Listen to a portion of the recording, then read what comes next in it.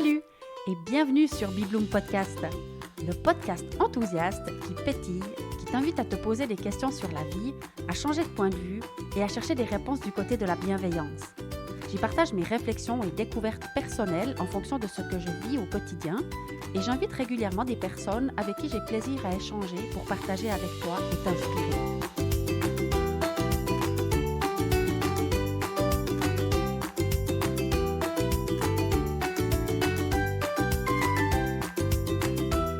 Dans cet épisode, tu vas te régaler d'une conversation pétillante avec Audrey Hakoun que j'ai eu le plaisir de rencontrer il y a quelques jours à Paris. Audrey est experte en psychologie positive. Elle propose du coaching et du mentorat aux entrepreneuses atypiques et ambitieuses et les aide à développer leur business dans la joie et l'intégrité.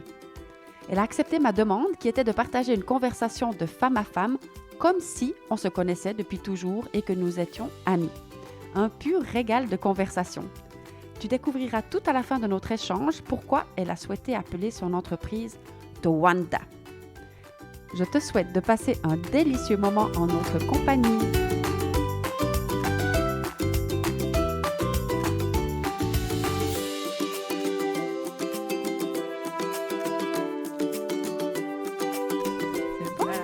C'est bien comme ça? Waouh! Moi, je suis au taquet. Moi, je suis très heureuse. Toi, tu es très heureuse? Oui. Bon, eh bien, salut Audrey. Merci, mais vraiment, merci Avec d'être là. plaisir, Diane. C'est dingue cette histoire en fait. Moi, honnêtement, je suis un peu bluffée là parce que je vais quand même décrire, bonjour tous les auditeurs et les auditrices de Bibloom Podcast. Donc, je viens d'arriver à Paris. Audrey, que vous allez découvrir dans quelques minutes, elle m'a fait venir à l'hôtel Lutetia. C'est un hôtel extraordinaire et moi, je me sens comme un poisson dans l'eau. Alors ça, déjà, j'adore. Ça me fait même bien rire. Et alors ça, c'est assez intéressant parce que, bon, vous le savez tous, hein, mais moi, j'aime enregistrer à l'extérieur. Plusieurs fois déjà, j'ai fait sortir. On m'a donné rendez-vous, m'a déjà donné une fois rendez-vous dans un palace 5 étoiles à Villars. Tu connais Gunther Pauli? Non. Non, bon voilà, mais c'est dingue ça. Moi, je trouve qu'il est tellement extraordinaire, personne ne le connaît. C'est drôle, mais enfin Mais bon. qui est Gunther Pauli? Mais attends, alors, ça sera une autre histoire. Si on commence comme ça, on ne va pas s'en sortir. Non, attends. Mais enfin bref, il me reçoit dans un hôtel, pas la 5 étoiles, et moi je lui dis, mais moi j'enregistre toujours dehors. Alors on est parti à pied dans la neige, c'était en hiver l'année dernière, et on s'est installé sur un banc dans la neige, c'était complètement barge. Et puis là, je me suis dit, ah tiens, on m'invite de nouveau dans un très bel hôtel, et bien je vais rester dedans. Et qu'est-ce qui se passe? On était prêts à enregistrer dedans, n'est-ce pas? Et puis il y avait quand même un peu de bruit ambiant. J'ai pas eu besoin de dire à Audrey, on va dehors, mais on se retrouve quand même dans un patio. On est moitié dehors en fait, mais comme une cour intérieure de l'hôtel. C'est ça, une belle cour art déco. Et c'est magnifique. Bon, alors Audrey, c'est Audrey Hakoun qui est une experte en psychologie positive et en neurosciences. Elle est aussi auteure best-seller. Pas comme moi, hein. Moi, je suis fière d'avoir vendu 240 livres en 2 mois, hein, mais enfin, Ah bah tu peux. on n'a rien à voir. En tout cas, toi, tu as écrit beaucoup de livres et des best-sellers. Et puis, tu es aussi coach et voyageuse. Oui. C'est ça? Grande voyageuse. Grande voyageuse. Et je crois que tu as un projet de voyage assez soudain, c'est juste? Ouais, je pars bientôt au Japon là. Waouh. Alors, à côté de ça, tu fais du coaching et du mentoring pour les entrepreneurs hypersensibles. Voilà, ça, c'est un des premiers trucs qui a tilté pour moi. HPI, atypique et ambitieuse. Oui. C'est ça. Parce qu'on peut être tout ça. On peut être tout ça. En plus, tu es maman de 4 enfants. Oui. On peut être tout ça. On peut être tout en fait. Voilà, c'est exceptionnel. C'est ça qui est bien. Ouais. Alors, moi, ce que j'ai envie de te demander, Audrey, donc, je t'ai entendue dans une conférence il y a un peu plus d'1 mois, dans le contexte du séminaire des rêves entrepreneuses. Et quand tu as parlé, j'ai tellement connecté à ton énergie, à tes mots, à ton parcours de vie, à tout, que en même temps que j'écoutais ta conférence, je t'ai écrit et j'ai dit, Audrey, on est en train de passer un moment ensemble dans cette conférence. Enfin, bien sûr que toi, tu ne le savais pas, mais moi, je le savais. Et sur ton site, on pouvait demander à avoir un échange avec toi. Je crois que Oui. c'était comme ça. Et voilà, tu as dit oui, on s'est parlé. Et c'était comme une évidence qu'on allait se voir. Alors moi, ce que j'aimerais te demander, c'est si tu es d'accord qu'on fasse comme moi je fais quand j'accompagne les gens qui viennent chez moi. On pose toujours le cadre comme ça. On fait comme si on est des amis, comme si on se connaît depuis très longtemps et qu'on a une conversation de femme à femme qui part dans je ne sais pas quelle direction encore. Mais voilà, Je pense que c'est ce que je préfère. C'est ce que tu préfères? Ouais. Alors, on est La parti. spontanéité. Voilà, alors ça, c'est moi. Alors, on est parti pour, je sais pas, on verra, 3/4 d'heure, 1 heure de conversation qui va, je sais pas, dans quelle direction elle va partir. Par quoi on peut commencer? Moi, j'aimerais bien réentendre un peu ton parcours de vie, parce que dans le fond, c'est ça qui m'a touchée. Alors, tu veux tout mon parcours? Alors, j'aimerais un maximum. J'ai pas un parcours linéaire, ça c'est sûr. Voilà. J'ai un parcours atypique, étant de toute façon complètement atypique depuis toujours. J'ai été élevée, je pense, dans une famille très dysfonctionnelle, où il y avait beaucoup d'amour, mais beaucoup de folie aussi. Je dis souvent que je me suis laissée abuser plus d'une fois dans ma vie, que ce soit psychologiquement, émotionnellement, sexuellement. Donc ça a été un parcours quand même semé de beaucoup de traumas. Et du coup, un parcours de résilience. Des traumas, il y en a eu des petits, il y en a eu des gros. Moi, ma vie, mon entrée dans l'âge adulte a été très très compliquée puisque je me suis retrouvée à 18 ans enceinte d'un homme qui avait 20 ans de plus que moi. Je venais juste de démarrer mes études, j'étais hyper brillante à l'école. Enfin, c'est un peu comme si j'étais au top de la pyramide, j'avais fait tout ce qu'on m'avait demandé de faire, j'étais hyper performante et je me retrouve enceinte de cet homme qui a 20 ans de plus que moi, 21 ans de plus que moi même. Donc je me suis mariée tout de suite dans la foulée parce que dans mon milieu, ça se faisait pas trop de... Voilà, donc on se marie avant que ça se voit trop même. Et en fait, je suis tombée sur quelqu'un qui souffrait de grosses psychopathologies, voire un sociopathe même. Et en fait, j'ai été battue pendant toute ma grossesse. Enfin, vraiment, voilà, c'était la suite, la continuité des abus. Donc, ce cycle infernal, ce feu dans lequel je remettais des bûches, en fait, moi-même. Hein, mais ça, je l'ai compris après avec la psychothérapie. Et donc, ça a été très difficile, ça a été très dangereux même. Et ça s'est terminé quand j'ai été poussée du haut des escaliers quand j'étais enceinte de 7 mois. Donc, je suis restée plusieurs mois à l'hôpital pour éviter d'accoucher trop prématurément. Et puis, cette histoire s'est terminée quand mon fils avait 1 semaine, où donc le père m'a rebattue alors que j'étais en train d'allaiter mon enfant. Oh, Et là, je sais pas, j'ai eu un instinct, donc j'avais 19 ans, j'ai eu un instinct de survie, sinon pour moi-même, en tout cas pour mon enfant, de me dire ça y est, je suis responsable d'un être qui n'a rien demandé et je ne peux pas rester en fait, ça n'est pas possible. Et donc j'ai réussi à me sauver. Ça n'a pas été facile et je pense, ça choque souvent les gens quand je dis ça et je dis mais en fait, grâce à ça, j'ai de la gratitude même pour cet homme-là. Oui. Parce que ça a été le détonateur et le déclencheur du travail sur moi, de cette découverte de moi-même, du travail sur le trauma, sur mes traumas, de comprendre mon histoire et d'aller faire ce chemin sur lequel je suis toujours. Alors bien évidemment, il y a beaucoup moins de choses à guérir, mais ce chemin de guérison qui a commencé. Donc j'ai 47 ans, donc voilà, ça fait quand même un petit moment que je suis sur ce parcours. Et c'est ce parcours-là aussi, et c'est cette histoire-là précoce, en fait, qui m'a donné l'envie vraiment d'agir pour les femmes, d'agir pour l'émancipation des femmes, d'agir contre la dépendance affective, d'agir contre toute forme de dépendance et toute forme d'emprise. Et je pense que c'est ça qui a dessiné, j'en avais pas conscience encore à l'époque, mais c'est ça qui a vraiment dessiné ma mission de vie. Et donc ça a pris plusieurs formes. Voilà, on va faire un saut quantique où je me retrouve quelques années après, où je reconstruis ma vie, je me remarie, j'ai 2 enfants dans la foulée, et puis avec bien évidemment l'opposé de la première expérience, quelque chose de sécure, quelque chose où j'étais sûre qu'on n'allait pas me taper sur la gueule, où j'avais pas peur de rentrer à la maison le soir, mais j'ai expérimenté d'autres choses dans cette relation-là, et surtout d'expérimenter ce que c'était que d'être une maman de 3 enfants en bas âge, qui cumule les études, parce que j'ai repris je faisais des études. À l'époque, je faisais des études de droit, parce que moi, je voulais au départ, je voulais défendre la veuve et l'orphelin, je voulais défendre les femmes victimes de violences conjugales, donc je voulais être avocate ou commissaire de police. Et donc j'ai fait mes 2 autres enfants, et donc pendant que je faisais mes études de droit. Et donc je cumulais tout ça. Et quand j'ai eu mon diplôme, donc j'ai pas été avocate ou commissaire de police parce que à un moment donné, tout mon entourage m'a dit mais t'es folle, avec 3 enfants en bas âge, c'est pas compatible avec ce que c'est qu'être une bonne mère qui s'occupe bien de ses enfants. Tu seras jamais là, tu seras jamais dispo, plus tous les risques qu'il y a en tout cas en tant que commissaire dans cette profession. Et donc c'est vrai qu'à l'époque, je me suis laissée happer moi par mon entourage, par les exigences de la société, par les injonctions, parce que je croyais être ce qu'il fallait être pour être une bonne mère et une bonne épouse. Et donc j'ai fait notaire. D'accord. Notaire, c'était bien, c'était des horaires de bureau. Je me disais, comme ça, je pourrais m'occuper des enfants aussi, conciliation vie privée, vie professionnelle. Et puis, j'ai commencé à être notaire assistante. Et en fait, c'est quand on m'a proposé l'association dans une étude notariale. Donc, j'avais 25 ans, mes 3 petits-enfants, là, comme ça. Et en fait, j'ai accepté. Et le lendemain matin, après avoir fêté tout ça, j'ai pas pu poser le pied par terre le matin.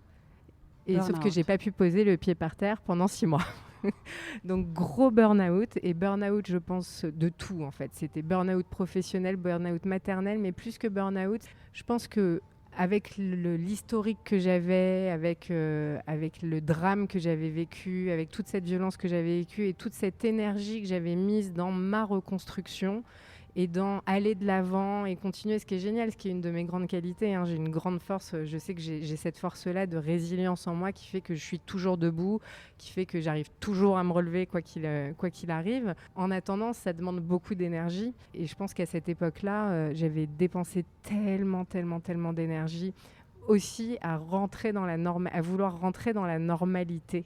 Là, plus loin, normalité, et pas avec un L apostrophe, à vouloir rentrer dans le moule, à être le bon petit soldat, que je pense que j'avais cramé en fait toutes mes cartouches, toute ma sève vitale, je dis souvent toutes mes packs gommes de Pac-Man, toutes mes vies, et je me suis effondrée et ça a été très douloureux. Ce qui a été très douloureux pour moi, c'était pas tant la sphère professionnelle, parce que ça mettait en lumière aussi que je voulais pas faire ça, que j'avais fait ça un peu contrainte aussi, c'était un peu le choix de la raison, et que finalement je pense que les choix de la raison, au bout d'un moment on est toujours rattrapé. Alors je dis pas qu'il faut jamais être raisonnable, mais je pense que les choix par dépit, par défaut, ou en tout cas qui ne nous ressemblent pas, ou les choix qu'on fait pour ressembler aux autres, pour satisfaire les désirs des autres, sont pas toujours les meilleurs choix. Donc ça, j'avais pas tellement de doutes là-dessus, c'était pas tellement ça. Ce qui était tout douloureux, c'était de pas pouvoir m'occuper de mes enfants. Ouais. Et ça a duré 6 mois.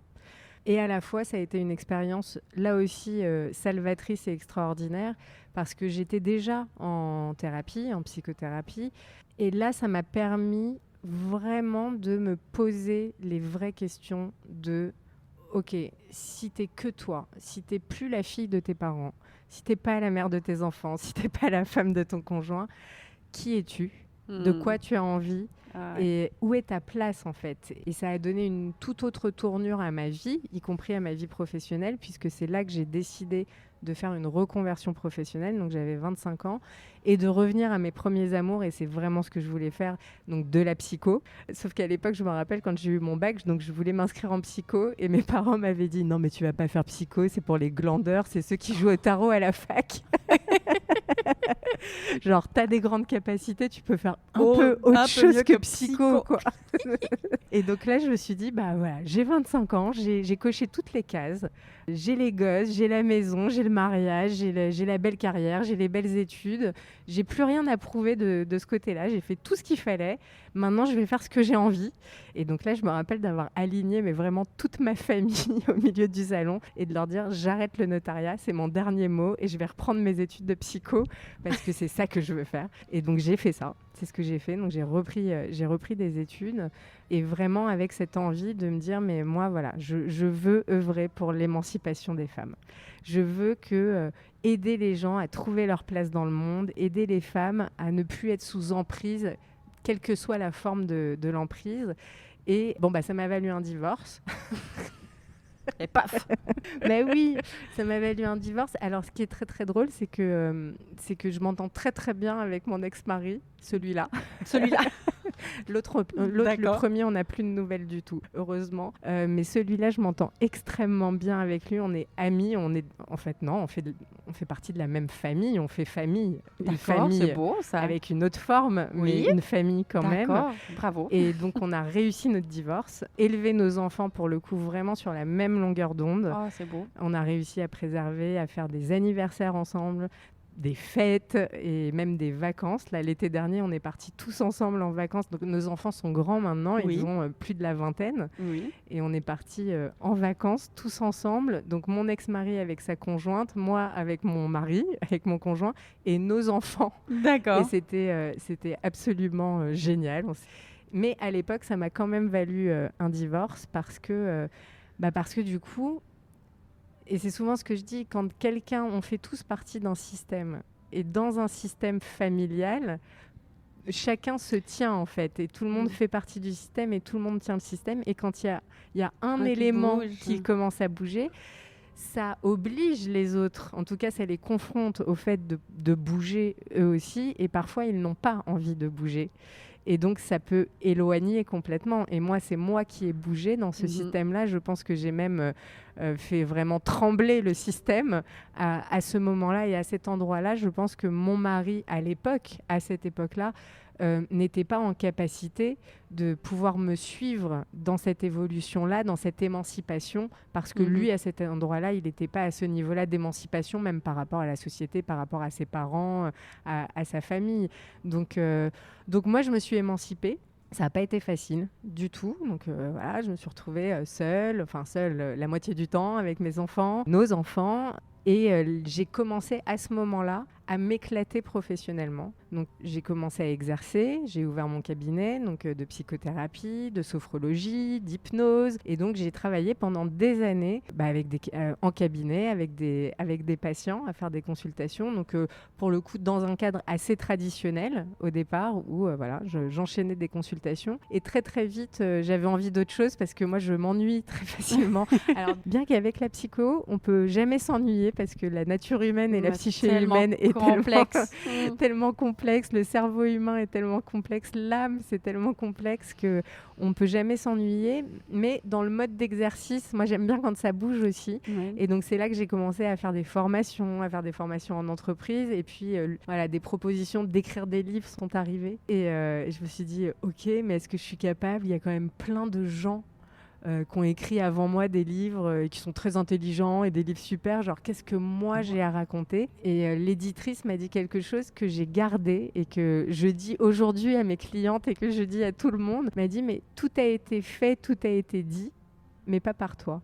Et moi, c'est ça qui m'intéresse, c'est toi. C'est ce que toi, tu as à dire, c'est la manière dont tu vas le dire, ce que tu as à donner au monde, avec tes couleurs, avec ton style, avec tes gros mots. Voilà, parce que je dis beaucoup de gros mots. C'est une des choses que j'ai bien appréciées d'ailleurs dans la conférence que tu as donnée, parce que moi, je disais beaucoup de gros mots, mais ils sortaient, mais ils n'étaient pas volontaires. Enfin, je les aimais pas vraiment. Après, j'ai arrêté tout ça, je me suis transformée à fond la gomme, je fais un virage à 180 degrés, enfin bref, tout ça s'arrête plus, enfin c'est tout magnifique. Mais punaise, de temps en temps, quand il y a un gros mot qui vient, mais je sais pas, il y en a qui sonnent juste. Mais c'est plus les mêmes qu'avant. Quand ça sonne juste, c'est jubilatoire. C'est ça. Puis c'est rien à voir avec les gros mots que je disais avant, qui étaient des gros mots de contrariété, d'irritation, de travail pas fait, de job pas fait sur moi. Alors, je les aimais pas, mais j'enlève mes boucles d'oreilles parce qu'elles cognent en fait, et j'ai peur qu'on entende des clics. J'ai vu ça j'ai regardé l'émission, pas l'émission, mais c'est un documentaire qui s'appelle The Greatest Night of Pop sur l'enregistrement de la chanson We Are the World, la nuit des Grammy Awards. Et en fait, il y a Cyndi Lauper qui est en train de chanter et en fait il y a Quincy Jones qui arrête tout et qui dit mais on entend des bling bling bling bling bling et en fait c'était Cyndi Lauper qui avait des boucles d'oreilles qui cognaient et donc là j'entends mes boucles d'oreilles qui cognent depuis tout à l'heure et je me dis mince, on va entendre le clic clic clic clic clic. Voilà, c'est mon petit tribute to Cyndi Lauper. Voilà. On voulait quelque chose de naturel, spontané, tu as quelque chose de complètement naturel. Voilà, qu'on ne sait pas dans quelle direction ça part. Et ben voilà, Audrey a enlevé ses boucles d'oreilles. et donc c'est vrai que pour reprendre ce parcours de résilience et ce parcours finalement extraordinaire que moi je trouve extraordinaire, pour moi il est extraordinaire parce que j'ai énormément de gratitude et je pense que c'est un peu ça la clé aussi. C'est de la gratitude pour tous les bons moments, de la gratitude pour toutes les personnes qui m'ont tendu la main, toutes ces opportunités qui sont arrivées, toutes les personnes qui m'ont soutenue, qui ont été sur mon parcours. Mais j'ai aussi énormément en fait de gratitude pour toutes les personnes qui sont arrivées sur mon parcours et qui m'ont fait du mal, toutes les embûches, tous les problèmes, parce que finalement c'est ça qui a fait que confrontée à toutes ces emmerdes, on va dire, j'ai découvert en moi des ressources que je n'imaginais même pas en fait. Je ne pensais même pas être capable de faire toutes ces choses-là. Et c'est vrai que, voilà, pour en revenir au livre, quand cette éditrice me dit « mais oui, mais tout a été fait, tout a été dit, mais pas par toi », je me suis dit « bon, bah d'accord, c'est vrai, oui, c'est vrai. Et moi, j'ai des choses à dire. Et en fait, je les ai dites. Et il faut croire que ça a touché les gens, puisqu'alors on était deux quand on a écrit au début ces livres-là. Et c'est vrai que je pense que ça a touché beaucoup de personnes parce que ça répondait à un besoin, parce que ça venait du cœur, parce que c'était authentique, parce que à l'époque, ça parlait de pédagogie, ça parlait d'éducation des enfants et des enfants atypiques. Et c'est vrai que moi, j'ai été confrontée à ça en tant que maman parce que sur 4 enfants, j'ai fait un strike. Sur 4 enfants, j'ai 4 forcément hypersensibles, les 4 qui sont au potentiel intellectuel, mais en plus, j'en ai 2 qui sont autistes Asperger, plus des TDAH, donc des troubles déficitaires de l'attention avec hyperactivité, des troubles 10. Donc ça a été des chemins vraiment aussi. L'éducation de mes enfants n'a pas été de tout repos et ne l'est toujours pas parce que j'ai mon petit dernier à 12 ans et il est autiste Asperger, donc je prends des vitamines. Et à la fois, ces enfants-là ne sont pas venus pour rien non plus sur mon chemin. Déjà, ce sont mes enfants, donc il y a quand même une petite partie génétique aussi, les chiens ne faisant pas des chats, voilà, n'est-ce pas? Et ces enfants donc m'ont confronté quand même à des grosses difficultés et à trouver des solutions, à apprendre sur moi, à découvrir aussi encore d'autres choses aussi sur moi, à apprendre à essayer de m'améliorer dans mes techniques d'éducation. Et c'est vrai que ces livres-là, quand on les a sortis, c'était ça aussi, c'est-à-dire qu'on n'était pas juste à parler de théorie, en théorie, voilà comment ça se passe l'éducation. Ouais. C'était le livre de femmes et de mères qui avaient les mains dans le cambouis, qui ont trouvé des solutions. Et c'était des livres de professionnels qui accompagnaient des familles aussi qui étaient complètement désemparées et démunies. Donc je pense que c'est ça aussi qui a été à l'origine du best-seller. Et après, c'est vrai que j'ai eu envie d'aller vers les femmes et d'aller vraiment travailler de plus en plus vers les femmes parce que je voyais bien en fait ce qui se jouait et ce qui revenait de façon très très récurrente. Je voyais le paysage comme ça quand je voyais ces mamans qui arrivaient, qui venaient d'abord pour leurs enfants parce qu'elles étaient complètement démunies, mais je voyais que la souffrance de ces femmes-là aussi, je voyais les répétitions de schémas, je voyais la systémie familiale, ce qui se jouait, je voyais les traumas, je voyais les blessures et je me disais mais...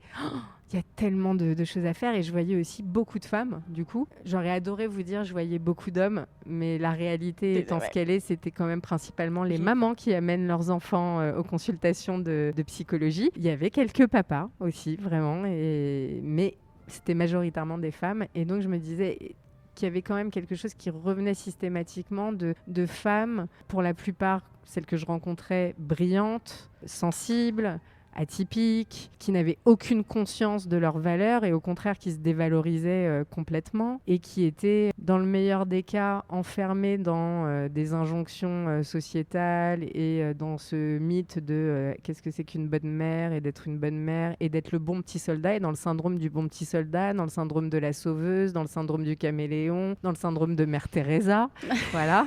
Et dans le pire des cas, qui était carrément même dans des relations toxiques, que ce soit avec un conjoint ou avec des parents ou avec des gens de la famille ou avec des amis, mais qui avaient tendance à reproduire comme ça un schéma d'emprise, un schéma de se laisser abuser, de se laisser enfermer, de se laisser manipuler par des gens, par d'autres gens. Je voyais l'impact que ça avait au niveau de leur carrière professionnelle. Oui. Et de voir que le plafond, pour le coup, je le voyais vraiment, quoi. Moi, je l'observais et je l'observais quand même à assez grande échelle puisque je voyais beaucoup de monde. Donc, et je me disais, mais c'est quand même dingue, il y a vraiment quelque chose à faire du côté des femmes entrepreneurs, mais aussi celles salariées, dans cette évolution de carrière, dans cette évolution professionnelle. Et puis, moi, ça marchait très, très bien, justement, parce que moi, je m'étais émancipée. Plus je m'émancipais, moi de mon côté personnellement, plus je voyais l'écart et ça me sautait aux yeux et je me disais mais on peut faire autrement, on peut vraiment faire autrement. Et un jour il y a une patiente qui m'a dit oui mais pour vous de toute façon, parce que les gens ne connaissaient pas ma vie, je racontais pas ma vie dans tous les sens comme je peux la raconter maintenant, et cette femme me dit oui mais pour vous c'est facile de dire des choses comme ça, tout vous réussit, vous avez la belle vie, vous avez un... Et là je me suis vue en train de sortir de mon cadre et de lui dire mais qu'est-ce que vous connaissez de ma vie en fait pour pouvoir dire ça? Est-ce que vraiment vous pensez que si j'en suis arrivée là aujourd'hui, c'est parce que ma vie a été facile? Et là je me suis vue en train de lui raconter quand même ma vie et de lui dire mais si j'en suis arrivée là, c'est justement parce que ma vie n'a pas été facile. Et que j'ai choisi en fait de raconter une autre histoire, j'ai choisi de me libérer de mes traumas, j'ai choisi de guérir mes blessures et ça fait pas du bien et c'est pas confortable comme travail à faire, loin de là, c'est pas du tout confortable, mais c'est parce que j'ai choisi de faire ça et que j'ai choisi de ne plus être une victime et de ne plus être sous emprise et de ne plus être enfermée par les injonctions X ou Y qu'aujourd'hui je suis libre et qu'aujourd'hui je peux... que pour moi, dans ma tête, je peux tout faire, je peux tout être et je peux tout avoir. Alors, c'est pas du tout un sentiment de toute puissance, on n'est pas du tout là-dedans. Mais aujourd'hui, je me mets pas de limite dans la réalisation de mes rêves. Et je pense que c'est ça qui marche aussi. Et donc, je lui ai raconté ça. Alors, elle me regardait avec des grands yeux comme ça et j'ai vu que ça l'avait touchée. Et je lui ai dit, si vous voulez, on peut commencer à travailler maintenant. Et là, on a commencé à travailler ensemble et je l'ai accompagnée et j'ai vu son expansion. Et moi, à un moment donné où j'étais au top de l'expansion, j'ai eu encore une dégringolade. Et en fait, je pense que c'est ça que j'évoquais dans la conférence dans laquelle tu m'as vue, où je disais que j'étais à la tête d'une grande entreprise, un gros organisme de formation, que ça marchait super bien. Fabrique à Bonheur, c'est ça? Voilà, et qu'il y a 5 ans, tout s'est effondré pour moi du jour au lendemain, puisque j'ai vécu un autre divorce, mais 2 autres divorces, un divorce professionnel et un divorce personnel pendant la même semaine, et que du jour au lendemain j'ai tout perdu, donc je n'avais plus de lieu de travail, plus de clients, plus d'accès à rien du tout, et qu'il a fallu tout recommencer. Et personnellement et professionnellement, parce que les deux étaient liés. Et encore une fois, ça a été, je pense, une grande chance pour moi, parce que ça m'a permis aussi de retrouver ma voix et de m'émanciper encore un peu plus. Et ma voix VOIX, ma voix VOIE, ça fait quand même un petit moment que je la connais maintenant, hein. On est toujours sur la même mission, donc celle-là, je la connais bien. Mais ma voix VOIX, et de pouvoir parler, de pouvoir écrire encore l'histoire professionnelle que j'avais envie d'écrire, de pouvoir faire comme j'avais envie de faire, parce que cette fois-ci, je me retrouvais toute seule et que je pouvais tout reconstruire à ma manière, à ma façon, exactement comme j'avais envie. Et donc, c'est ce que j'ai fait et c'est ce que je fais depuis 5 ans, où là, j'ai choisi vraiment d'axer sur la thérapie, le mentorat, le coaching de femmes atypiques, entrepreneurs, de former des coachs, de former des thérapeutes, mais pas que, parce que je vois aussi des femmes qui sont pas forcément entrepreneurs, mais qui sont leaders, qui ont envie d'évoluer dans leur vie, qui ont envie, même qui sont salariés, c'est pas le problème. Je fais pas de différence et de distinction entre les deux. Ça peut être aussi des femmes salariées, mais justement qui sentent que, j'aime bien cette image-là, qui sentent que leur costard, le costume dans lequel elles sont, est trop étriqué pour elles et qu'elles se sentent à l'étroit en fait. Elles se sentent à l'étroit dans leur vie et elles sentent qu'il y a un potentiel à l'intérieur d'elles. Et elles ont envie vraiment de le réaliser et de le développer. Et là, c'est ça qui m'éclate depuis 5 ans. Et c'est devenu, c'est devenu quelque chose de génial, cette histoire-là. C'est encore une autre aventure entrepreneuriale qui est absolument géniale parce que les gens adorent, parce que j'ai plein de clientes, parce que les formations marchent super bien. Et je suis tellement heureuse de pouvoir former aussi autant de professionnels qui sont sensibilisés à ces histoires aussi d'atypie, à ces histoires de donner du sens à sa vie, d'émancipation, de sortir des relations toxiques, de sortir de l'emprise, parce que c'est ça ma mission, et que je me dis que plus je forme de personnes à ça, plus c'est exponentiel, ça va faire encore plus de personnes qui vont être accompagnées sur leur chemin. Donc voilà, c'est ça mon parcours. Et la conclusion de ce parcours, aujourd'hui, voilà, la version Audrey 2024, et je pense que ça se résume en termes, une expression anglaise que j'adore qui s'appelle « never give up ». C'est vraiment de jamais abandonner et de sortir de son statut de victime, de se dire qu'on peut vraiment choisir l'histoire qu'on a envie d'écrire, choisir la prochaine version de nous-mêmes, et que ça demande du travail. Par contre, ça se fait pas, il n'y a pas de magie, mais ça demande vraiment d'aller en profondeur et d'aller mettre les mains dans le caca et d'aller guérir ces traumas-là pour arrêter de répéter des schémas finalement qui nous emprisonnent complètement.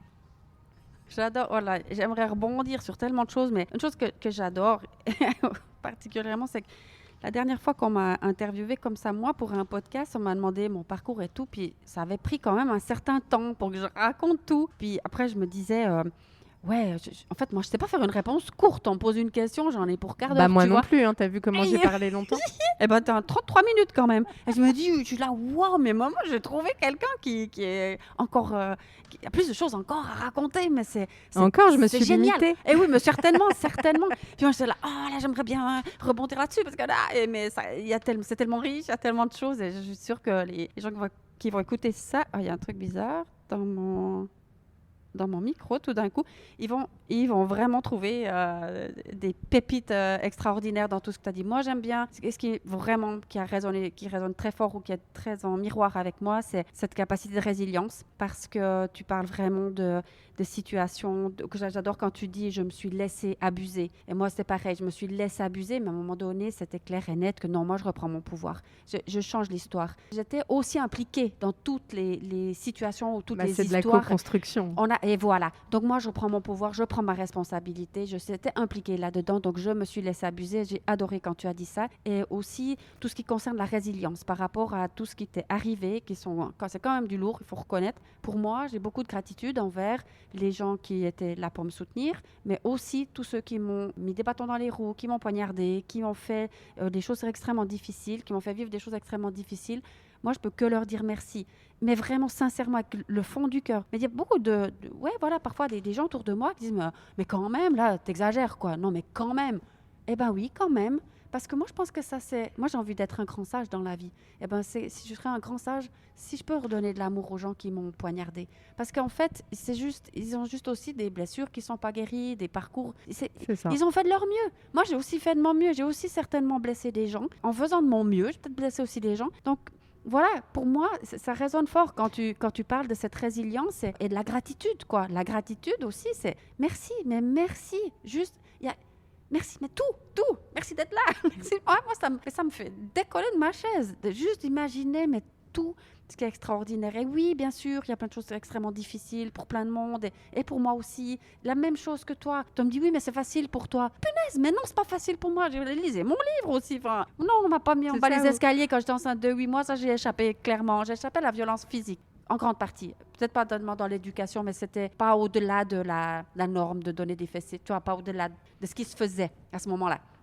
Mais j'ai échappé à la violence physique, mais pas à la violence psychologique et pas à plein d'autres choses. Bien sûr. Et ni non plus aux enfants HPI, tout ça, et à l'hypersensibilité. Tu n'en as pas encore beaucoup parlé, on va venir peut-être un petit peu plus sur tes mots en lien avec l'hypersensibilité. Cette sensation de pas du tout être dans la boîte, de te dire, mais je fous quoi sur cette planète, quoi. Comment j'ai atterri là? C'est dingue ce truc. Et j'avais beaucoup aimé, comme tu as parlé de l'hypersensibilité dans cette conférence où je t'ai rencontrée. Enfin, vraiment, il y a des dizaines de ponts là entre ta conversation et ce que j'aurais envie de répondre. Mais oui, le chemin, il est pas facile, il faut le faire. Mais moi, j'aime bien rester sur ce qui est facile. tu dis oui, effectivement, c'est un grand travail sur soi de guérir toutes ces blessures et de venir mettre la main dans le caca, comme tu dis. Mais en même temps, moi, j'aime que ça puisse, ou j'aime croire en tout cas, que ça peut se faire aussi dans une certaine légèreté et dans une certaine facilité. C'est-à-dire que il y a beaucoup de thèmes à aborder, beaucoup de choses à creuser, beaucoup de réflexions à droite, à gauche, tout ça, mais je vais toujours prendre celles qui sont le plus faciles pour moi. Après, moi, je trouve que ce qui est pas facile, en tout cas, ce qui demande, je trouve que ça demande du courage, vraiment, du courage au sens d'y aller avec sa peur, en fait. Parce que pourquoi les gens, en général, ne font pas ce travail-là, c'est parce qu'ils ont peur de ressentir des émotions inconfortables. Alors qu'en fait, on peut se dire, je vais faire le travail. Et forcément, quand on parle de trauma, quand on parle de guérison, de son passé, d'un passé douloureux, on va être confronté à des émotions inconfortables. Mais si on accepte ce jeu-là et qu'on se dit, mais une émotion inconfortable, comme toutes les émotions, ça dure au maximum 90 secondes, 1 minute et demie. Et je peux encaisser ce truc-là et c'est pas obligé, je suis pas obligée de rester cristallisée et plombée dans cette émotion-là. Et je peux la transmuter, me laisser traverser et je peux avancer. Et là, ça devient léger. Mhm. Donc quand je dis que c'est pas facile, je pense que c'est l'impulsion qui est pas facile. Voilà, le point de Parce départ. que sinon, tout le monde le ferait. Voilà. Ouais. Et, je pense qu'une fois qu'on est dedans... le monde irait mieux. Et une fois qu'on est dedans, eh bien, c'est vrai que parfois, quand on se coltine ou quand on se confronte à un gros trauma, à des violences, à des abus, il y a un quart d'heure qui n'est pas facile, quoi, vraiment, parce qu'il faut libérer ces émotions-là qui sont dans notre corps, qui sont emprisonnées quelque part. Voilà, ça vient bousculer, ça vient gratouiller, ça vient... mais c'est tellement libératoire que ça devient léger, que ça devient facile et que je peux choisir. Et si c'était léger ?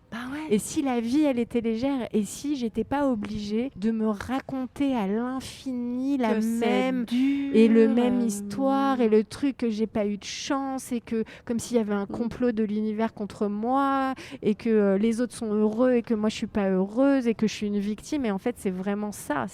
C'est sortir de ce statut de victime, reprendre sa puissance. Moi, j'insiste énormément là-dessus, sur le fait de reprendre sa puissance, qui passe en effet par le pardon. Tu vois, on évoquait la gratitude, mais si on veut aller encore plus loin dans la gratitude et encore plus loin dans la reprise de son pouvoir et de sa puissance, c'est de pardonner en toutes circonstances, mais pardonner au sens propre du terme, qui veut dire donner par-dessus, donc ça veut dire rendre. Et ça veut dire quoi ? Ça veut dire rendre à l'autre son histoire, rendre à l'autre ses blessures, ses traumas, son humanité abîmée et imparfaite qui a fait que cette personne-là, on est arrivé à avoir des comportements qui nous blessent, et parfois qui nous blessent très très très très fort, mais c'est d'arriver à rendre l'histoire à l'autre, de le voir comme un humain lui-même blessé et abîmé, et de dire « je ne veux plus, moi, que ton histoire, ton caca, justement, ait du pouvoir sur moi, et le pouvoir de me faire passer une bonne ou une mauvaise journée, et donc là, quand je fais ça, je récupère les clés de ma voiture et je peux commencer à conduire sur ma route, vraiment, sans être tributaire des autres. C'est vraiment, hier, j'en parlais justement avec ma thérapeute et je lui disais, je crois qu'une des choses que je préfère dans ma vie aujourd'hui, depuis ces dernières années, là, c'est de ne plus être l'objet de quiconque et d'être un sujet, un vrai sujet. Et quand on est un sujet, c'est tellement génial, c'est tellement joyeux, c'est tellement libre, c'est tellement fluide de ne plus être l'objet de quelqu'un, du désir de l'autre. Et notamment quand on est, tu vois, tu voulais parler d'hypersensibilité, notamment quand on est hypersensible. Parce que c'est vrai que chez les hypersensibles, beaucoup, je vois moi énormément d'hypersensibles qui font systématiquement passer les besoins et les désirs des autres avant les leurs. Beaucoup d'hypersensibles qui sont dans des contorsions émotionnelles pour être aimés, pour être acceptés, pour faire plaisir, pour surtout ne pas être rejetés, pour appartenir, avoir ce sentiment d'appartenance à un monde qu'ils ne comprennent pas forcément toujours, à des personnes qu'ils ne comprennent pas forcément toujours, avec des comportements. Et c'est vrai que moi, parfois, souvent, je dis la nature humaine m'étonnera toujours. Parce que j'ai beau parfois essayer de comprendre plein de choses, je me dis, waouh, je me sens parfois tellement en décalage et à la fois, parfois, souvent d'ailleurs, tellement connectée aussi. Je pense que quand on fait ce travail justement de plus être l'objet de quiconque, on récupère aussi cette liberté d'être bien dans sa sensibilité sans attendre trop des autres, c'est-à-dire sans être en attente d'amour, sans être en attente de reconnaissance absolue. Et déjà de commencer à vivre en paix avec soi-même et être son meilleur ami déjà, fait que on met moins d'enjeux dans les relations avec les autres, donc elles nous font moins souffrir aussi. C'est ça. Et que quand on commence aussi à être un sujet, on arrive à mettre des limites aussi qui font qu'on donne le mode d'emploi de la relation, de comment on a envie d'être traité aux autres. Et à ce moment-là, moi, je trouve qu'on récupère aussi du pouvoir, beaucoup de pouvoir, parce que finalement, c'est nous qui donnons le mode d'emploi aux autres de comment on a envie qu'ils nous traitent. Et que si on ne se respecte pas soi-même, si on se sent toujours en décalage, toujours incompris, toujours inférieur, toujours une petite chose fragile, moi ça m'énerve, ce truc-là. Enfin, vraiment beaucoup, de voir ce truc-là fleurir partout, que les hypersensibles sont des petites choses fragiles. Non, moi ce que je dis justement aux hypersensibles, c'est que si vous êtes vivant aujourd'hui, à l'âge adulte, c'est que vous êtes des warriors. C'est que vous êtes tout sauf des petites choses fragiles. Parce que justement, on a été ces enfants-là et des enfants hypersensibles. Et c'est vrai que des enfants hypersensibles qui arrivent dans un monde qui n'est pas fait pour les hypersensibles, ça peut être très, très, très violent. Donc, c'est vrai qu'en général, souvent, les hypersensibles ont quand même grandi dans des environnements, que ce soit l'environnement familial et ou scolaire aussi, où il y avait quand même beaucoup de violence, beaucoup d'incompréhension, beaucoup de rejet. Et c'est pour ça, d'ailleurs, qu'ils ont développé des stratégies pour pouvoir survivre dans tous ces milieux-là. Ce qui fait leur force aussi, c'est-à-dire qu'il y a une faculté. L'hypersensibilité n'est jamais le problème à l'âge adulte. Le problème, c'est le manque d'estime de soi. Le problème, c'est toutes ces stratégies de contorsion, de faire plaisir aux autres. C'est le fait de ne pas poser des limites. Et c'est justement de ne pas reprendre son pouvoir, de ne pas comprendre ça. Exactement. Justement, oui. Et après, justement, cette hypersensibilité, mais c'est un cadeau incroyable. C'est formidable. L'autre jour, on m'a dit ça, j'ai adoré. Moi, je dis souvent, mais c'est incroyable. Et puis, là, une personne à qui je l'ai dit, elle me dit, non. Si, c'est croyable. Justement, c'est croyable puisque c'est arrivé, c'est formidable. Et je dis, ah oui, ça là, je vais m'en rappeler, mais ça m'échappe quand même encore des fois, c'est incroyable. Mais c'est formidable. Effectivement, quand on comprend tout ça, puis qu'on peut contribuer à changer le monde, contribuer, d'inspirer. Enfin, moi, je pense que les hypersensibles sont des inspirateurs. Les hypersensibles sont des innovateurs, des leaders, en fait. Et je parle beaucoup de leadership aussi par rapport à l'hypersensibilité. À l'origine, et je pense que ça, les entrepreneurs doivent l'entendre, ce truc-là, c'est qu'à l'origine, les chefs de tribu à la préhistoire, c'était les hypersensibles. Les sages, les mages, ceux qui donnaient, qui avaient la vision, ceux qui menaient les groupes, étaient les personnes hypersensibles parce que plus réactives à l'environnement, donc plus de vigilance, donc plus à même de détecter les dangers potentiels. Et oui. Et avec une intuition incroyable qu'ils suivaient et qui les menaient en général vers des cieux cléments. Et après, c'est historiquement après, quand il a commencé à avoir cette notion de propriété et de conquête de territoire, de terrain, de je te prends ta femme, je te prends tes biens, je te prends ta terre, que le pouvoir s'est inversé, que le pouvoir est passé du côté plus de la masculinité, de la virilité et des muscles et des biscottos et des armes, et qu'on a relégué les anciens leaders au rang au même titre que les femmes en disant c'est des chochottes, c'est des machins, ils sont fragiles, ils sont sensibles, ils sont bidules. Encore pire pour les hommes, les pauvres, les hommes hypersensibles, c'est encore pire. Alors que pour moi aujourd'hui, en 2024, je pense que le monde irait beaucoup mieux si il était dirigé par plus de personnes hyper ou en tout cas plus sensibles, très sensibles, qui écoutent plus leur intuition, loin des codes de toute cette virilité, de cette masculinité toxique là et patriarcale, et que quand on est entrepreneur aujourd'hui, je pense qu'on a de grandes choses à faire pour mener les gens, les guider, les inspirer, innover, créer, et d'autant plus quand on est hypersensible, on fait des super leaders. Oui. Justement parce que aussi on a ce cœur-là et on a cette empathie qui permet, ou plus que l'empathie, Non, cette empathie, cette empathie plus que la compassion, qui permet de créer du lien, qui permet de communiquer, qui permet de collaborer, de faire ensemble et de pas vouloir écraser les autres, de pas pouvoir. C'est là que je fais vraiment le distinguo, moi, entre le pouvoir et la puissance. Quelqu'un qui est dans sa puissance n'a pas besoin de prendre le pouvoir.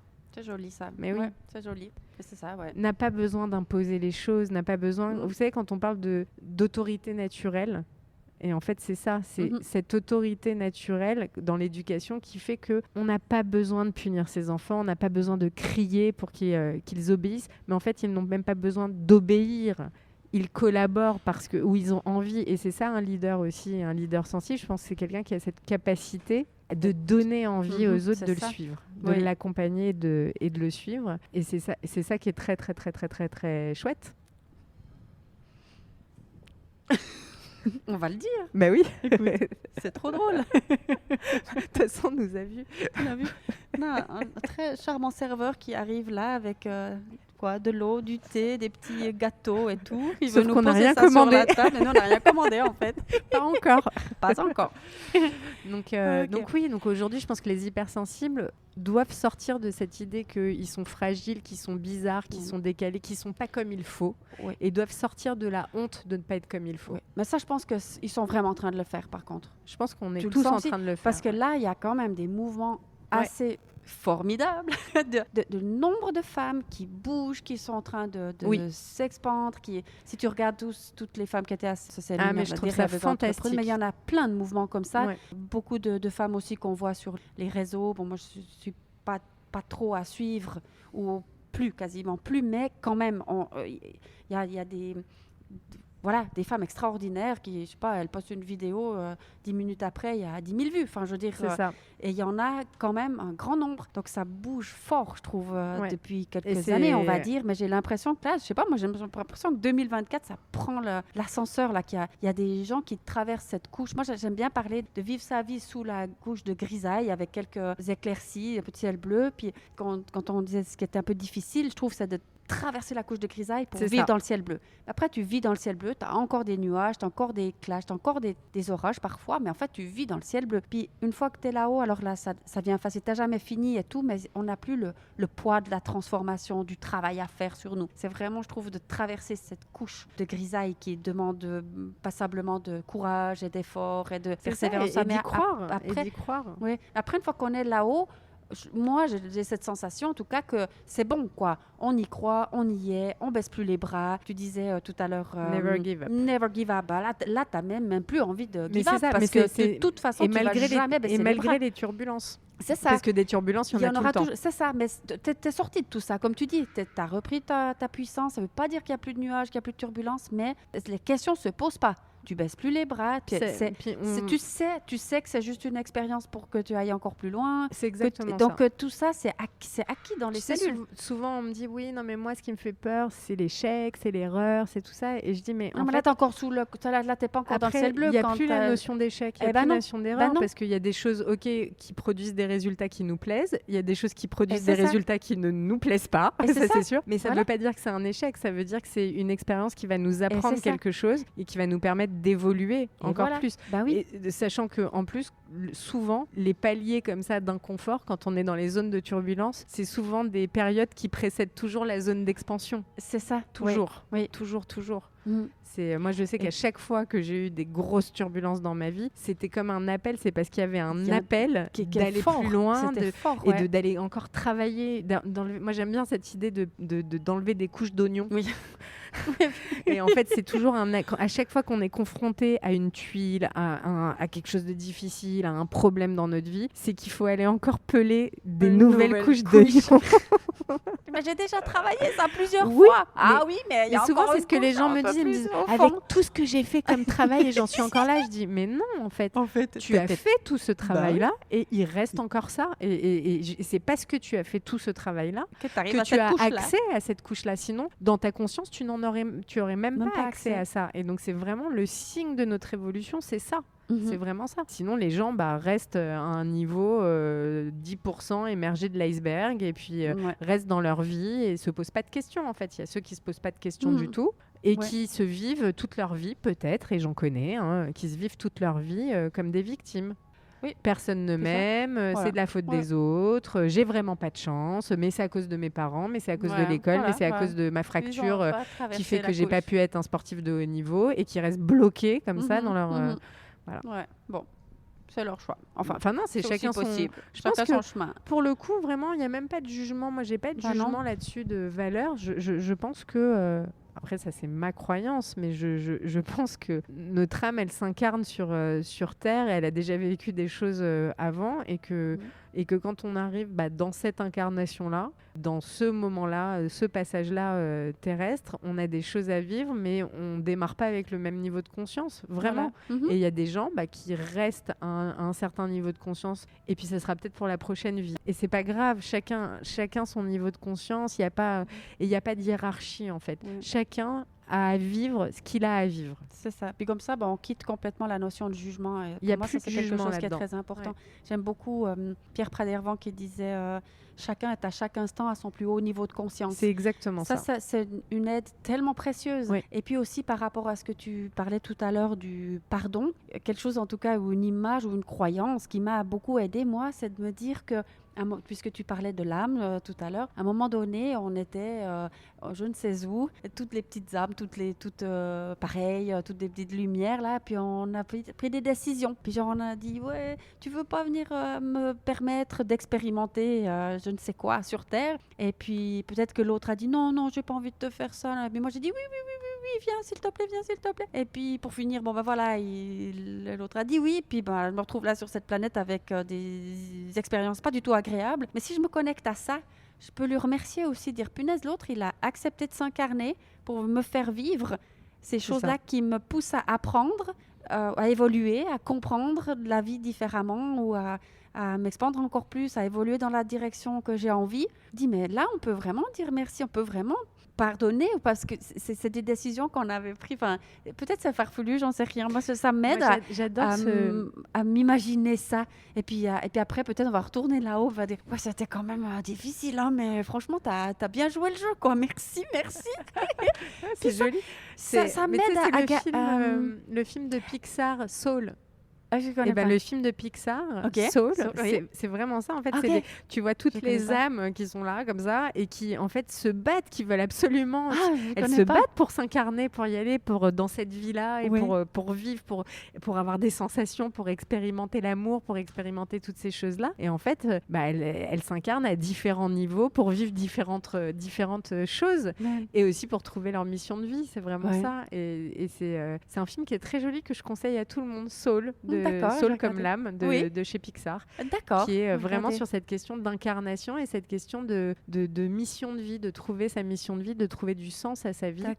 Après, je suis pas forcément partisane de dire que il y a du sens dans la souffrance. Hein. Franchement, si on peut éviter la souffrance, c'est bien aussi. Oui. Et il y a pas je trouve pas qu'il y a pas forcément de noblesse à souffrir et dans la souffrance comme certaines personnes peuvent le dire, pour dire oui, mais accepte la souffrance parce que c'est noble, parce que c'est beau et tout ça. Non, la souffrance, ça fait chier tout le monde. Oui. Avoir mal, ça fait chier. Être battu, ça fait chier. Non, mais c'est vrai, faut arrêter. Faut dire les choses aussi telles qu'elles sont. En revanche, une fois que c'est fait, et quand on a traversé ce truc-là, encore une fois, c'est qu'est-ce que j'en fais? Est-ce que je continue de choisir de regarder ça comme le drame de ma vie qui m'a complètement anéanti et qui fait que ma vie est foutue? Ou est-ce que au contraire, je me dis mais qu'est-ce que je peux apprendre vraiment sur moi de tout ça qui fait que et est-ce que je peux choisir de raconter une autre histoire et de me dire ok, ce truc là, waouh, ça m'a mise à terre, mais ça m'a fait comprendre ça et ça m'a fait comprendre ça et ça et ça et ça et c'est pour ça que je reviens à cette phrase du début que je t'ai dite de je me suis laissée abuser, qui pour moi est vraiment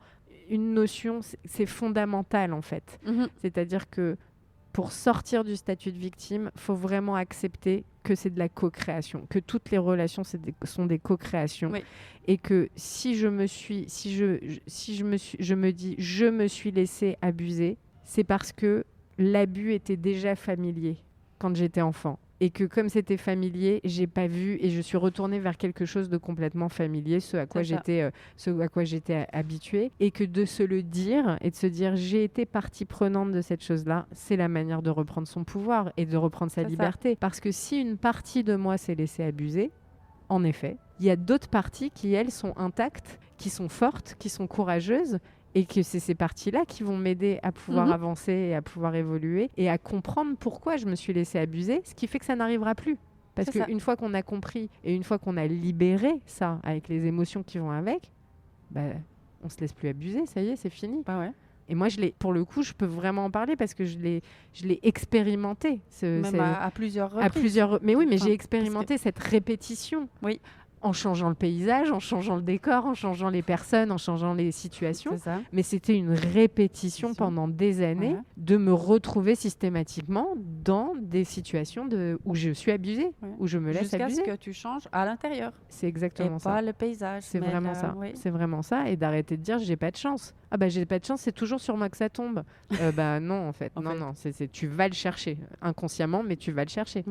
Parfois, c'est dur quand même pour certains d'entendre ça. Hein.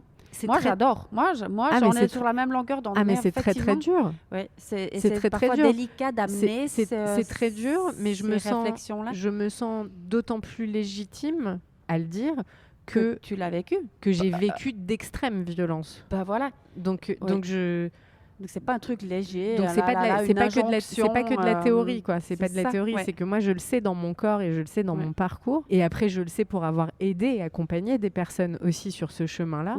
Que quand on accepte ça et qu'on accepte de se le dire et de sortir de ce statut de victime, ça change tout. C'est là que les choses elles changent. Ouais. Et c'est pour ça d'ailleurs que je pense que cette conversation elle est si fluide et si ça paraît tout tellement simple et normal, parce qu'on a les mêmes parcours en fait. On est arrivé exactement aux mêmes conclusions. Du coup, ça sonne pas du tout déplacé, tout ce qu'on partage là maintenant. Il y a un autre thème sur lequel j'aimerais bien venir. J'ai fait il y a quelques jours un podcast avec Christian Junot, qui est un expert de la relation à l'argent. Et toi, tu as aussi un thème dans tes offres, en fait, en lien avec l'argent, que tu appelles Maniflow. Tout à fait. En effet. Ouais. Et parle-nous alors un peu de ce programme Maniflow, ou toi, ton rapport à l'argent. Pourquoi tu as ça dans tes offres? Alors, c'est très drôle parce que si j'ai ça dans mes offres, c'est parce qu'il y a 15 ans, j'ai rencontré Christian Junot et que j'ai fait son stage Ami avec l'argent. Et qu'à l'époque, donc il y a 15 ans, quand on me dit, j'ai une copine qui me dit viens, on va faire un stage. C'est un stage avec un Suisse, un ancien banquier qui s'est reconverti dans le coaching et tout ça. Et puis, il s'est spécialisé dans la relation à l'argent et tout ça. Je lui dis bon, ok. Et puis, moi, je le connaissais pas. Et je me dis... J'y vais, mais je me dis, oh là là, si c'est pour faire des budgets, genre organise ton budget, fais des tableaux Excel, le mec il est banquier, tout ça, flemme. et donc j'arrive à ce stage, et là je vois Christian et déjà je vois toute sa douceur et enfin vraiment la gentillesse et la douceur qui se dégagent de son regard.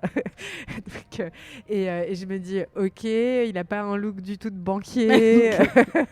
et il commence à parler, mais je me rends bien compte qu'on va pas faire des tableaux Excel et des budgets. Pas du tout. Il le dit d'ailleurs dans le podcast. Non, moi je ne vais pas faire des budgets. Et on commence à travailler plus sur le transgénérationnel, sur notre famille, notre histoire avec l'argent et tout ça. Et moi je suis aspirée dans un vortex et dans un truc. Parce qu'en plus, toujours, hein, passionnée par la psychogénéalogie, passionnée par le transgénérationnel et la systémie. En plus, moi, je suis formée en systémie et en systémie familiale. Et donc là, ça vient entrer en résonance et je me dis, mais oui, bien sûr, c'est ça, c'est évident. C'est évident. J'ai été passionnée par ça. Et donc ça, c'était il y a 15 ans ou il y a 13 ans peut-être. Et puis à l'issue de ça, j'ai commencé vraiment... ce qui a émergé pendant ce stage-là m'a tenu quand même pendant plusieurs mois de travail en psychothérapie. Parce qu'avec tout ce travail sur ma lignée, sur mes lignées, puis moi je travaillais vraiment beaucoup aussi en hypnose et en transgénérationnel. Donc j'ai fait ce travail-là pendant des mois et j'ai vu l'évidence, quoi, comme si j'avais téléchargé un truc. Et puis, j'en ai pas fait quelque chose professionnellement tout de suite. Je l'ai d'abord bien travaillé pour moi. Et puis, je me suis entraînée à regarder chez les autres et à voir les schémas. En fait, je crois que tu l'as compris, une dingue sur des schémas. Mais parce que c'est ça, en fait, je vois tout en systémie, moi, en système. Je sais pas ce que tu vois autour de moi. Mais c'est un peu... si, regarde là, tu as des patterns, en fait, tu as des répétitions de schémas partout, dans l'architecture, partout. mais encore du job, quoi. Mais et en fait, ces schémas, cette systémie, et donc je m'entraînais à regarder, à écouter les gens parler, comment ils parlaient d'argent, leur relation à l'argent, et je me suis dit... bah oui, il y a des répétitions, les gens sont enfermés dans des boucles comme ça, dans des loyautés. Et donc, cette idée d'ajouter à mon offre ce programme et de créer ce programme est venue parce qu'il y a 5 ans, donc, quand j'ai eu la dégringolade là, et que j'ai tout perdu, je me suis dit, ah, tiens, c'est intéressant quand même cette histoire-là. J'avais beaucoup d'argent et là, d'un coup, je me retrouve coupée de mes ressources et zéro. C'est une invitation à retravailler certainement ça pour essayer de comprendre qu'est-ce qui se joue. Et je me suis inscrite dans un coaching avec une Américaine qui était spécialiste de la relation à l'argent et qui travaillait l'argent en énergétique, en transgénérationnel. Et donc, c'est venu en résonance avec ce que j'avais fait il y a des années auparavant avec Christian Junot. Et donc, j'ai encore compris d'autres choses et ça a marché parce que vraiment, j'ai appliqué. Enfin, j'ai fait ce travail parce que c'est pas une méthode magique. Hein. C'est vraiment, encore une fois, ce travail de nettoyage, de couper les liens toxiques, de couper les loyautés qui n'ont rien à faire là. Et comme pour moi, ça a vraiment été vertueux et que confronté, accompagner beaucoup de coachs, beaucoup de thérapeutes, donc des entrepreneurs, donc le nerf de la guerre, l'argent, et de voir leur rapport à l'argent et de voir ce qui bloquait, qu'est-ce qui fait qu'il y en a qui n'arrivent pas à faire rentrer d'argent du tout, ou alors d'autres qui ont de l'argent mais qui n'arrivent pas du tout à le faire sortir et à investir et qui ont l'impression d'être pauvres tout le temps et qui vont en manquer, qui sont dans l'énergie du manque. Et je me suis dit, il y a un vrai besoin dans ma communauté déjà. Et en fait, j'ai créé ce programme Money Flow pour accompagner déjà les gens de ma communauté. Et c'est vrai que j'ai commencé à communiquer là-dessus et et c'est vrai que c'est un programme qui me tient énormément à cœur parce que c'est le fruit de 13 ans de travail sur cette relation à l'argent qui a commencé, la boucle est bouclée, avec Christian Junot il y a 13 ans, quoi. Waouh, ouais. Mais ça c'est dingue, parce que quand même, il faut dire quelque chose là avec ton dernier crash, il y a 5 ans, c'est quand même dingue quoi, que tu as recommencé tant de fois. Tu lances il y a 5 ans donc la nouvelle entreprise et en 3 ans 1 million de chiffre d'affaires quoi. Ouais, c'est ça. Alors moi ça fait 8 ans que je suis sur le thème de l'argent, de la relation à l'argent et tout. Pour moi, j'ai commencé par un programme de Grégory Grand, est-ce que tu le connais? Non, mais toi personne ne connaît les gens que je connais, c'est dingue. J'ai l'impression qu'ils sont hyper mais moi, connus. J'ai retenu Gunther Paoli. Et on ira, on en parlera. Mais peut-être pas là dans le podcast. Allez, écoute, ceux qui écoutent ce podcast, si vous voulez savoir, Gunther Paoli, c'est celui du 23 décembre l'année dernière. Là. 23 décembre, c'est mon anniversaire en plus. Ah oui, donc d'accord. Je vais aller l'écouter. Et voilà. Alors, je sais plus, c'est le 56e, je crois. Enfin, tu vas le retrouver. Peu importe. Moi, c'était Grégory Grand qui était la porte d'entrée dans tout ce domaine. Mais moi, j'ai encore pas 1 million de chiffre d'affaires par contre. Je pense que tout n'est pas dans la relation à l'argent non plus. Et alors moi, la manière dont je traite la relation à l'argent n'est pas que la relation à l'argent, en fait. C'est vraiment à l'abondance et à la richesse. Mais oui, d'une manière générale. On est d'accord. Et en fait, moi, ce que je dis tout le temps, c'est que j'étais aussi heureuse quand je remettais des articles au supermarché parce que j'avais pas assez d'argent que quand je fais 1 million de chiffre d'affaires avec une entreprise. Oui. Mais moi, je sais que j'ai jamais fait une fixation. L'objectif n'a jamais été de gagner de l'argent. Vraiment. Oui, on est d'accord. Non, mais de gagner beaucoup d'argent. En revanche, je pense que ce que j'ai musclé avec les années, c'est vraiment la mission qui me tient aux tripes. C'est-à-dire que j'ai l'impression que j'ai tellement envie d'émanciper toutes les femmes de la Terre entière que je mets énormément d'énergie en fait à aller toucher un maximum de femmes dans mon métier et que finalement gagner de l'argent, générer de l'argent avec ça est la conséquence du nombre de femmes que je vais toucher dans mon métier. Donc en fait, c'est plus dans ce sens-là. Moi, l'argent en fait qui est généré par cette entreprise, c'est juste que c'est normal d'être payé pour les services que tu donnes et ton travail, mais c'est juste le reflet du fait que je touche beaucoup de femmes, ce qui fait que ça génère beaucoup d'argent. Et parce que mon objectif, c'est de toucher beaucoup de femmes. Le plus de femmes possible. Donc j'ai mis en place des stratégies d'organisation du travail, c'est-à-dire que de passer au départ, moi, j'étais en consultation en enfin en cabinet à l'heure. Donc forcément, je peux travailler qu'au maximum, 40 heures dans la semaine. Donc ça fait un maximum. Mais on travaille jamais 40 heures dans la semaine quand on est psy ou quand on est coach, parce que ça demande beaucoup.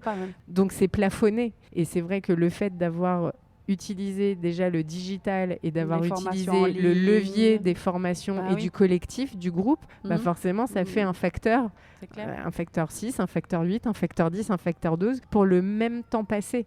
Mais en fait, moi, ma démarche, c'était de me dire, dans le temps qui m'est imparti, combien au plus je peux toucher de personnes. Et donc ça a été ça, vraiment mon objectif, c'était de toucher un maximum de personnes. Et après, la conséquence, c'est que ces personnes la payent. Donc forcément, plus j'ai de gens qui travaillent avec moi, plus je génère d'argent. Mais ça, c'est la conséquence. Et ça demande de toucher un maximum et beaucoup de personnes. Forcément, ça demande vraiment un travail sur soi aussi. Et c'est une invitation, moi c'est ce que je dis tout le temps, hein. L'entrepreneuriat, le nerf de la guerre de l'entrepreneuriat, c'est quand même de trouver des clients. Et trouver des clients, je pense que c'est le meilleur exercice de développement personnel qui soit, c'est que ça nous oblige à aller travailler des choses en nous qu'on n'aurait peut-être pas travaillé sinon. Parce que ça demande nécessairement de faire des choses qu'on a peur de faire, ça demande de se montrer, de se rendre visible. Donc pour quelqu'un qui est plutôt introverti, c'est quand même compliqué. Enfin, moi, c'est ce que je dis tout le temps. Quand on m'écoute comme ça et quand on me voit, on a l'impression que je suis grande gueule et que je suis extravertie. Mais en fait, je suis les deux. Je suis aussi très timide et très introvertie. Et pour moi, c'est pas naturel d'aller vers les gens, de décrocher mon téléphone, de parler aux gens, quand je suis pas invitée. En fait, là, moi, je suis tout à fait à l'aise quand je suis attendue et quand je suis invitée, quand on me désire. Mais si on me désire pas, c'est très, très dur pour moi de sortir de ma tanière et je préfère rester chez moi tranquille, au calme. Donc, si on veut toucher beaucoup de monde, ça demande aussi de prendre sur soi, ça demande de travailler la confiance, l'estime de soi. Donc c'est encore une invitation au travail personnel. Voilà. C'est vraiment ça. Et pour moi, l'argent, c'est la conséquence. Et l'argent, je dis souvent, notre relation à l'argent, c'est le reflet de la relation à nous-mêmes. C'est aussi ce travail plus que sur l'argent, c'est le travail sur sa propre valeur et sur la valeur de son travail. Peut-être que c'est là-dessus aussi qu'il faut travailler, d'être convaincu qu'on a de la valeur. Et d'être convaincu que notre travail a de la valeur. Okay. Est-ce qu'il y a autre chose, Audrey, que tu aimerais partager sur des activités que tu proposes, qui te tiennent à cœur? Vraiment, ce qui me tient à cœur, et c'est la suite logique de ce que je te disais à l'instant, d'impacter un maximum de monde avec mes messages, c'est les formations professionnelles que je propose. Donc, je propose une formation où je forme, c'est une formation professionnelle où je forme des coachs en transition de vie avec l'ikigai et le bilan de compétences, qui vont être des gens qui, à leur tour, vont accompagner des gens qui sont un peu perdus, qui ont besoin de clarté, qui veulent se réorienter professionnellement, qui veulent remettre du sens à leur vie et de la vibration, de la vibrance dans leur vie. Et donc moi, de former des professionnels, c'est génial parce que je sais que ça va toucher plein de monde. Toucher encore plus de monde, effet papillon. Voilà.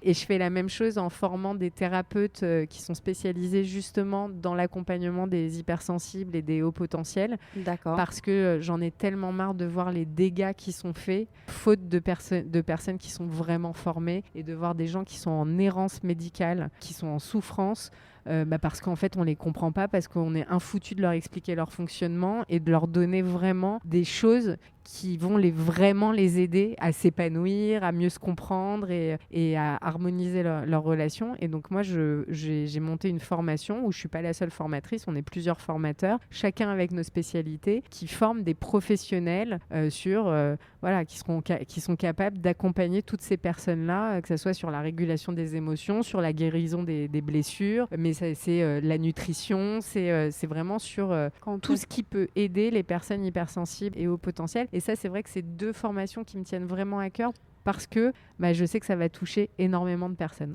D'accord. Et ces formations-là, tu les donnes de quelle manière?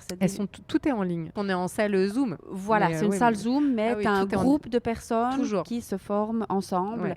Oui, d'accord. Et en présence c'est en ligne, mais en présence avec toi. C'est pas des vidéos. Non, c'est complètement et ça, c'est des programmes que tu lances à certaines dates ou quand tu as un groupe qui est plein. Enfin, comment tu les lances une fois par année? Non, c'est régulier. Alors, la formation de hypersensibilité connecter au potentiel, il y a 2 sessions par an parce que c'est des programmes de 6 mois. Et la formation de coach en transition de vie, il y en a 4 ou 6 dans l'année en fait. C'est tous les 2 mois, il y a une volée qui démarre quoi, mais c'est tout sur Zoom. Tout est sur Zoom, donc ça me tient vraiment à cœur de former des professionnels. Après, il y a tout le reste de mes programmes où là, j'accompagne des gens, où c'est moi qui les accompagne pour le coup, c'est pas de la formation, c'est du coaching. Mais c'est vrai que ces formations professionnelles, le reste me tient à cœur aussi, mais les formations professionnelles, c'est une manière pour moi de me dire qu'il va y avoir des centaines et des centaines de gens qui vont être touchés positivement par tout ça. C'est Exactement. magnifique. Ouais. C'est ma contribution. Waouh. Et mon livre, un nouveau livre en préparation. Ça, c'est mon projet 2024. Et ça, c'est quoi, ce livre-là? Ça va être un projet vraiment, un livre sur la résilience et la puissance personnelle. D'accord. Ouais. Donc là, il est en cours d'écriture. D'accord. Donc, il va sortir, je pense, début 2025. D'accord. Ah ben, on donnera des nouvelles. Ouais, on donnera des nouvelles. Donc ça, c'est mon projet de cet été, d'écriture. Ok, magnifique. Ouais, ça, c'est des grands projets quand même. Enfin, toi, tu as écrit déjà beaucoup de livres, mais moi, je trouve que c'est des grands projets. Mais c'est une belle aventure à chaque fois et qui travaille aussi beaucoup. Beaucoup. Ça vient nous chercher. Hein. Il est en gestation. Il est en gestation, voilà. 5e bébé. J'avais juste encore envie de terminer sur Towanda. Oui.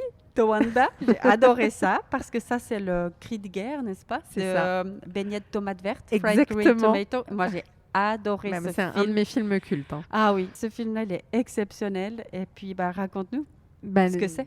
En fait, donc dans ce film, Beignets de tomates vertes, entre autres, ça raconte vraiment l'histoire justement d'une femme dans une banlieue américaine qui s'ennuie dans sa vie, qui se sent pas respectée, avec un mari qui rêve de voir l'amour dans les yeux de son mari, mais avec un mari qui est complètement indifférent dans son train-train. Elle s'est pas réalisée professionnellement. Enfin bon, elle se trouve nulle, elle se trouve moche, elle se trouve grosse. Et puis un jour, elle rencontre une vieille dame dans une maison de retraite qui commence à lui raconter sa vie à elle d'un autre temps et l'histoire de deux elle lui raconte, d'ailleurs on ne sait pas que c'est sa vie à elle au début, elle lui raconte une histoire comme ça de 2 héroïnes, de 2 femmes qui ont réussi à s'émanciper, de 2 femmes qui ont réussi à reprendre leur pouvoir, reprendre leur puissance et à se respecter et se faire respecter. Et au gré des visites dans cette maison de retraite et du récit de cette histoire-là, on voit cette femme-là qui commence à prendre soin d'elle, qui commence à s'émanciper, à s'affirmer. Et donc Towanda vient de là, puisque à un moment donné, donc, la vieille dame lui raconte cette légende de ce cri de guerre des natifs américains, des Indiens d'Amérique, qui est ce cri de guerre d'émancipation comme ça. Et il y a cette scène fabuleuse où elle est, donc c'est joué par Kathy Bates, elle est dans sa voiture sur un parking et t'as 2 petites jeunettes pain bêche qui lui font une queue de poisson pour lui prendre sa place. Et là, elle s'énerve, elle est au volant de sa voiture et elle fait ce cri Towanda et elle va emboutir la voiture pour reprendre sa place. Et c'est vraiment ça quand je pensais au nom de mon entreprise, quand j'ai remonté mon entreprise il y a 5 ans, c'est vraiment ça qui m'est venu, c'est ce cri de guerre des femmes qui s'émancipent et qui prennent leur place. D'accord, donc c'est le nom de ton entreprise. C'est le nom de mon entreprise. Oui, Towanda. Moi, vraiment, magnifique. Bravo, chapeau. En tout cas, est-ce qu'il y a autre chose que tu... Non, juste un grand merci de m'avoir invité et d'avoir partagé ce moment-là ensemble dans cet endroit. C'est vraiment chouette. Oui, merci à toi. Vraiment, c'était magnifique. J'ai adoré. Alors, j'espère que ça va être le cas de tous les gens qui écoutent cette conversation, que ça vous donne plein d'idées, plein de motivation, plein d'inspiration. Go, go, go et never give up. Et go, go, go. Et Towanda et prenez votre place. Et c'est ça, Towanda. Et surtout dans l'amour. Et voilà. Merci. Merci Diane. Merci beaucoup. À bientôt, tout le monde.